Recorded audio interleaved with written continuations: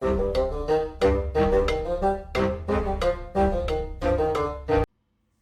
and welcome to another video on Empire of Sin. So today's video is going to be a little bit different. I haven't actually done it on the channel before, and I figured as we are imminently getting a DLC and another boss, I should start a brand new series. So I'm going to be doing a boss spotlight series, and today's video is all about Psy-Wing Mok. But hold on till the end of the video if you are a PC/Mac player, because I could have something really interesting for you. And of course, don't forget, if you do find this video entertaining, or if you learn something, or generally just like Empire of Sin, don't forget to hit that subscribe button. That way you don't miss out on more videos just like this.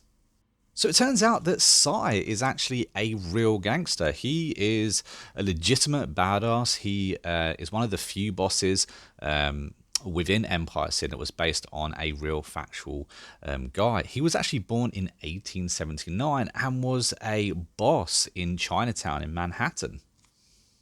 But none of that really matters. What we want to know is he any good?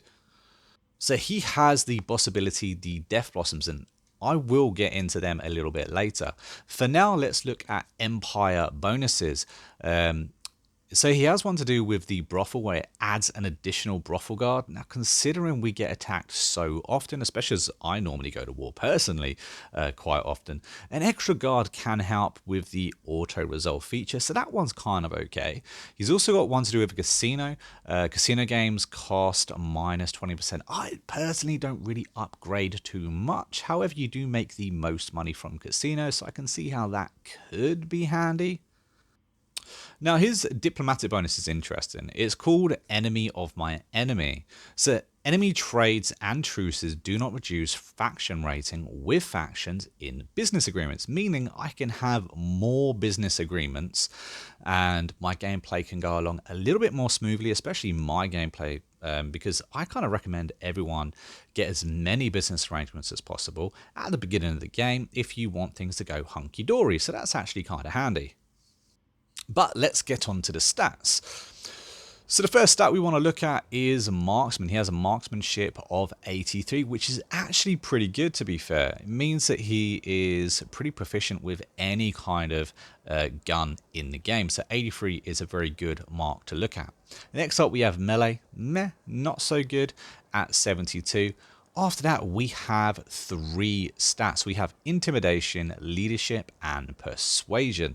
Now, those 3 stats are all about in-game events, choices, dialogue choices, things like that. That's what that has to do with. Those stats will affect your dialogue options. For instance, persuasion is very low. I mean, anything under 80 really is not very good.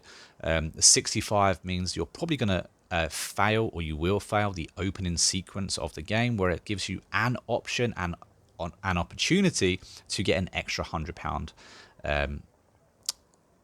in the first mission. And equally, if you get the chance to pop up when another empire wants to buy one of your gangsters off you for $150,000, well, 65 persuasion is not going to cut it, and you're not going to be able to get that money. So that's something really to consider when you look at getting Psy. His initiative is actually pretty good. That is all about when you start, what order you start in at the beginning of the battle. The higher that is, the closer to the top you're going to start. You really want all of your crew, including your boss, to be as high as possible. So 71 is actually pretty good. And Psy does actually have 7 movement. Now, 7 movement is the maximum you can have on any boss. Therefore, he can move the most squares, as opposed to one of the bosses that have 6. So 7 is pretty good. And of course, he has a defense bonus of 5. Now the make and break of the boss is his traits, or her traits.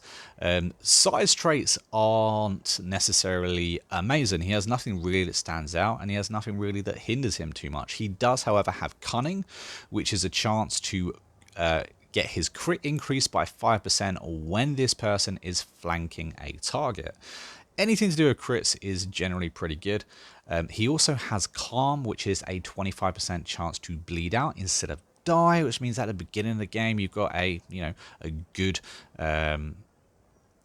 possibility of not dying and your game not ending, because the beginning of this game, especially on boss difficulty, can be quite tricky. So if you don't have anyone with lifeline, well, luckily Sire has a good chance to actually come back anyway.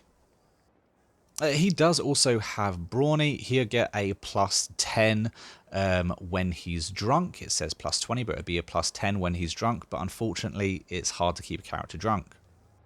Now, the perks are actually pretty good on this character. We will get to Death Blossoms. Tier 2, I would recommend getting Lifeline. Having a character with Lifeline means less people are going to die on you. Tier 3, I would recommend Remedy out of the other ones. Again, having a boss that can heal is really handy. Tier 4 is kind of like an open one. I don't particularly like any in Tier 4. And Tier 5 gives you the opportunity to have Shrapnel Bomb and Bull Rush, but come on, can you really not choose Kill Chain?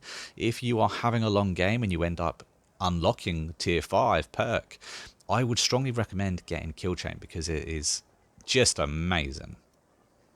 Now, like I said, I would get on to the Death Blossoms. Now, the Death Blossoms basically allow you to throw 3 poisonous bombs anywhere in your line of sight.